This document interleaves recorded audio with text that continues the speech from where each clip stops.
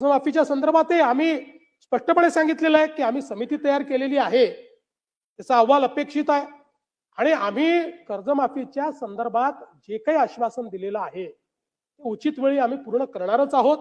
त्या संदर्भात आमचा प्रयत्न असा आहे की आपण ही कर्जमाफी देत असताना मागच्या अनेक कर्जमाफ्यांमध्ये जे आपल्या लक्षात आलं की बँका चुकीच्या पद्धतीचे अकाउंट देतात, जुने अकाउंट्स काढून आपल्याकडनं पैसे घेऊन घेतात।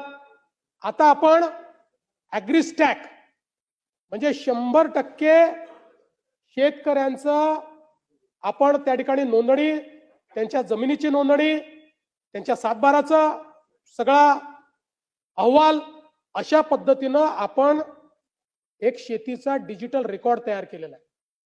आता हा शेतीचा डिजिटल रेकॉर्ड आधार आणि आधार आपल्याला माहिती आहे की कर्जाचं अकाउंट आधार सीडेड आहे, अशा सगळ्या गोष्टी एकत्रित घेऊन आपल्याला या सगळ्याचा विचार करावा लागेल जेणेकरून जो खरा गरजू आहे त्याला त्या ठिकाणी कर्जमाफी मिळाली पाहिजे।